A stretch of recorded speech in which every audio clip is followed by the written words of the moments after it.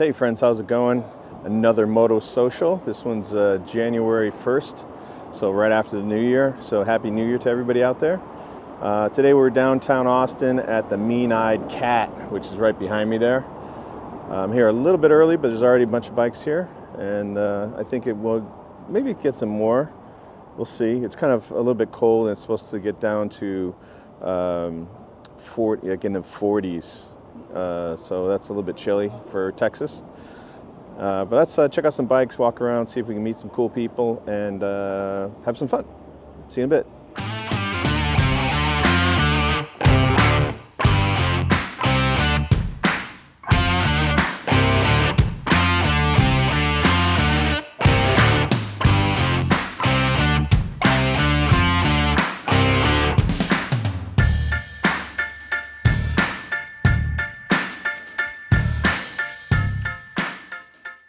Friend Amelia, how's it going? Good, how are you? Nice to meet you. Nice to meet you. We were just chatting before this, and unfortunately your bike's not here, but no. It's nice to chat anyways. Yeah. So what do you have? What kind of bike do you have? I have a 2011 Honda CBR 250R. And why is it not here? It's in the shop. It's leaking coolant. Oh no. Other than that, it's got no problems? No problems. Got it with 1,200 miles on it, barely a scratch. The previous owner just kept it in the garage. Really good condition. Oh, that's so, nice. Yeah, first bike. How long have you been riding all together?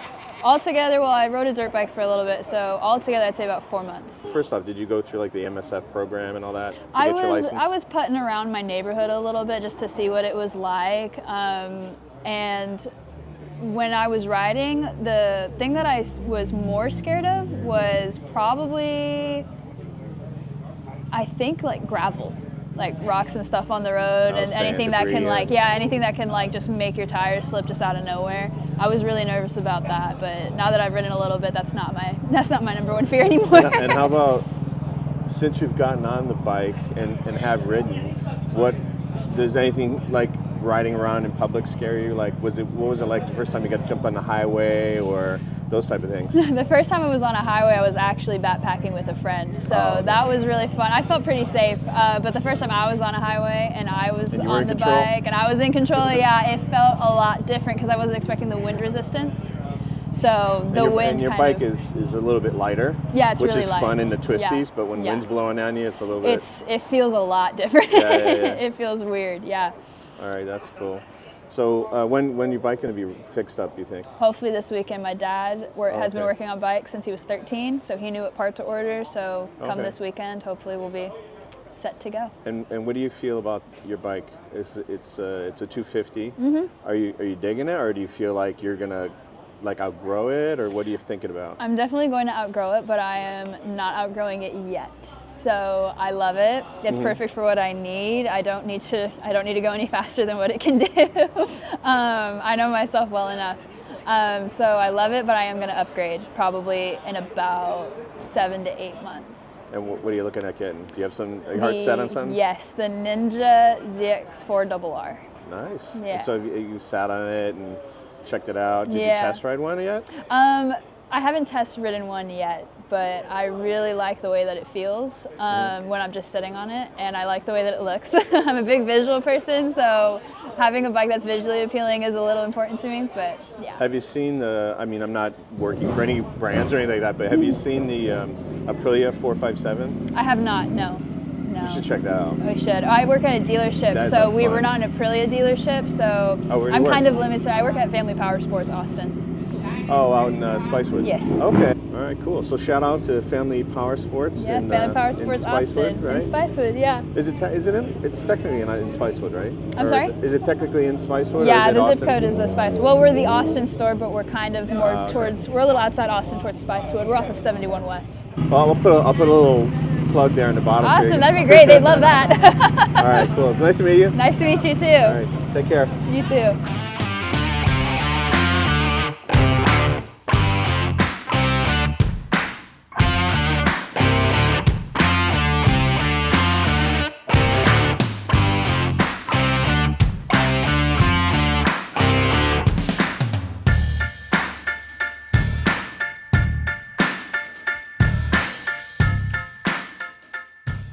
All right, we're here with my friend Alberto. Yes. What's up, man? How's it going? Good to see you. Good.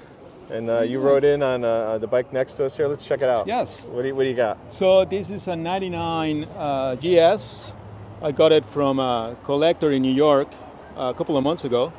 The bike is a 99, and it had when I got it 9,000 miles on it, 9,000 and change. So I flew to White Plains, New York, jumped on that thing, and rode back to Austin here in Texas. A couple of days on the road. I stopped at Gills Gap. I stopped in Mississippi, a couple of really cool places. And I made it in the evening on a Saturday, super well taken care of. The bike is pretty much new, and these things can go forever. The bike is in super great shape because the guy I bought it from, actually, that I found on Adventure Rider, he was moving from New York to Carolina, and he was selling some of his bikes, and he had to unload a couple of them, and I got this one, really good deal. The bike is just perfect. It looks way newer. I mean, on my way back, if I will stop at a gas station, they wouldn't believe this is a 25-year-old bike, and it's so cool. I mean, how do you like the? Have you had an adventure bike before, or? Not quite. I've ridden some before. I had a Versus 1000. Okay, yeah. It wasn't really that. It was kind of like in the same mold, but. How do you like the ergonomics, like the riding position? It's pretty comfortable. I mean, these things are really comfy. It's docile. It's like under stress. I mean, you can ride on it all day. I didn't have any issues with the seat or my back and it doesn't have cruise control, and I rode all day and I was perfectly fine. No. Does it have? Well, it is an older bike, so it doesn't have cruise? Does it have heated grips or any of that stuff? No luxuries. No luxuries, but they weren't cool. needed. I mean, it wasn't even that cold, obviously. But it does have the front end. Does it have a telelever front end? Yeah, it has a telelever. Okay. Yeah.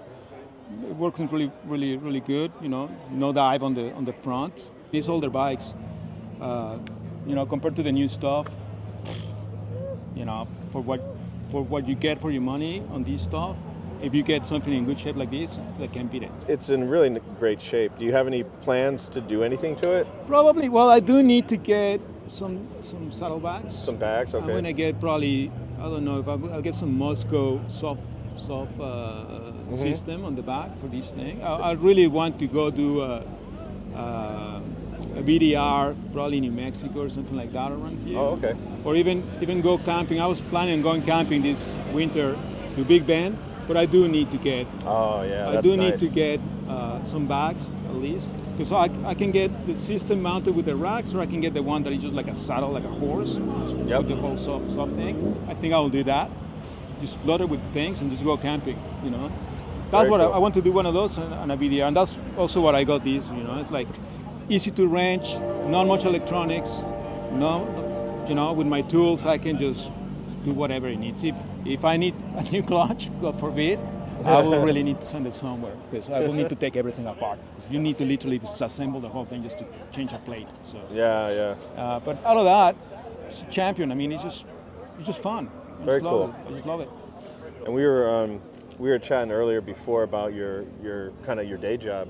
So you're an architect, and we were talking about architectural build out of like a motorcycle man cave, or something that's like specific for having motorcycles, race bikes, whatever kind of bikes you got. Also, at this stage of my life, I realized that my passion and my work merge. So I'm revamping my whole professional life around this stuff that is really fulfilling. It's really cool. So when it comes to architecture, because by nature, a car or a motorcycle is an utilitarian device, like an appliance, on one end. At the other end is a piece of art. And then we have all us crazies that are like in love with these things, and it's hard to describe unless you're part of this passion. My profession, for the most part, has, I wouldn't call it neglected, but they haven't put enough of, they haven't given the right place to this type of passion motorsport stuff as it should. Like, you can see some of these if you go to a museum, like if you go to like Barber or you go to something like that. Yeah. But for the regular folk like we don't have that many things out there that you can see and get passionate and get inspired about it. When it comes to some people call them toys, some people call them collector items, whatever you want to call it. It's a passion thing that you cannot deny. Like, you look at these things and they bring a smile to your face. Yeah. You don't know why. It's not logical. That's the other thing. It's like when we talk about this architecture and design around a passion that is not logical, you cannot come up with logical stuff that are utilitarian where you put these things. Like guys who collect watches. They have these beautiful jewelry boxes to display their things, but they don't do that with their cars. If they collect cars or with their bikes or stuff like that, they don't put the same care and attention or value to these things, because just as a watch has been an utilitarian thing, a motorcycle is an utilitarian thing, but there's utilitarian and there's utilitarian, right? I mean, there's like watches that cost more than a car or whatever, right? Yep. And I get it, it's easier to buy a box for something that is this big than a box for something that is this big. It costs a lot more. But it's been neglected. I mean, it's not been done right. And it's been done, I'm not saying it's not been done, but it's not enough for a community that can benefit from, at least somebody just bringing more things out in the open so people can start thinking and get passionate about the stuff, right? Anyway. Well, I know you're working on a website, a new website. So unfortunately, we don't have that ready to go yet. But maybe we'll do that in another video. But for now, you have a current website? If you go to Isunza Studios, ISUNZA Studios.com, that's the website, and you'll see architectural work that I do. It's mostly residential. I mean, that's 20 years worth of designs that are working there, and it's mostly a picture book at this point. Sure. I'm revamping everything to reflect what we're talking about. I'm really going to target myself into motorsports and design. Yeah. Well, let's catch up next time once the website is finished, the new one. Definitely. But in the meantime, we'll put up the older one so they can at least check it out. You got it.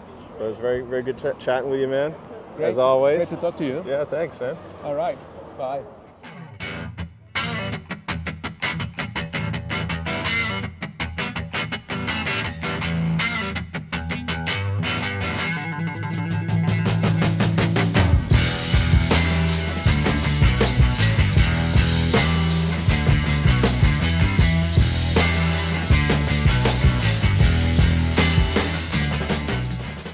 All right, we're here with a new friend, Brooke. Brooke, what's up? Nice to meet you. Hi, I'm Brooke. This is Brooke. A friend of mine, Amy, pointed Brooke out and said, you need to talk to this guy. He's got some interesting stories. So tell us a little bit about you. You ride scooters and you've ridden them all over the place, all kinds of crazy stuff. We'll put a link to your Facebook or, with some of your adventures. Sure. But tell us a little bit about your scooter life. Weird thing is I'm a motorcycle adventurer and ADV rider, but my little twist is I only ride scooters, 300cc and under, mostly Vespas. I've ridden them all over the world. I've done... And there's we were talking before, there's like Cannonball. Yeah, I've done the scooter Cannonball, 3 times, heading to the 4th this summer in 2025. And for people that don't know what that is, what is, how... Scooter Cannonball is held every 2 years. It is not a race, because racing would be illegal. But it is a cross-country challenge. It's always ocean to ocean. Okay. So I've done it. Starts in different places sometimes. Yeah, it always starts. It's a different route. This year is a short one because it's Seaside, Oregon to South Padre Island, Texas. Oh, so it's not Pacific to Atlantic. Okay, it's kind of Pacific to Gulf. It's a little shorter. Okay. But in 8 days, it's going to be about 3,500 miles. And the bike you ride is the Vespa, right? Yeah. Okay, yeah. And is it stock, or have you done things to it? Or I've kept it mostly stock. I want it to be reliable. Mm-hmm. Speed. If you're looking for speed, don't ride a Vespa. Okay, yeah. But so how fast? You're traveling on the fastest way you can, highways, stuff like that. So it gets up to 80. Oh yeah, it'll go up to 80. The last bike I rode in the last Cannonball in 2023 was a 2005 GT200. It's the last carbureted Vespa. Okay. It was a bad choice. Carburetors in the mountains suck, But it was a challenge, and I wanted to. I bought the bike for $500 out of a junk pile, and I wanted to see if I could make it go across the country. not only run, but go across the country. Yeah. So where is like the most unique place you've ridden to, either through the Cannonball or just on your own? Okay, on my own, probably the most unique place is Pakistan. I'm one of 7 people in history to ride the Silk Road through Pakistan on a Vespa. So where did you start? Islamabad. Oh, so you rent one, or you brought it with you? I met up with a guide who was there to host, and there were 4 of us. Mm-hmm. And yeah, we rode from Islamabad up the Silk Road to the Kunjarab Pass, which is the highest paved border crossing in the world. And so that, the whole thing is chronicled on YouTube, a video called Scootistan. It's Scoot, I Stan. okay. So it's a fun video, and it's as ridiculous. We'll throw a link on there for if people want to check it out. That sounds interesting. It's as ridiculous as the idea was. Oh my God! What about fuel along the way? Was there? There's plenty of gas in Pakistan. You know, it's great. Okay, so you were going through different cities and towns Yeah. and whatnot. You weren't Yeah. like just out in the middle of nowhere. And I've done the Cross Egypt Challenge, which is a loop of the Sahara Desert. I did it on a Kimco Lake, I think. It was a 150cc scooter. It was terrible. Right. It's kind of funny because that's what But it's fun. led me to touring on Vespas, really, is how slow they go. On bikes, I'm tempted at the end of a long ride day. Yeah. You know, I'm really tired. I'll just hop on the highway and I'll buzz to the hotel the last 100 miles. Yeah. Where the Vespa forces you to back roads. You see all the interesting towns, and they're not heavy. You mean really? right? So- They're not heavy. They're nice and slow. And they're comfortable to sit on. Yeah. Yeah. Yeah. A Vespa's like sitting on a toilet. Yeah. Yeah. Your feet out in front of you there. That's funny. All right, so let's off camera here. I'll get some of the links and I'll put them on here for people to go check out, because that's really cool. No problem. All right, it was very nice to meet you, Brooke. Thanks for stopping and chatting with me. No sweat. All right, take care, man. Thank you. Okay, friends. Thanks for joining me. That was fun. Please subscribe, thumbs up, all that good stuff.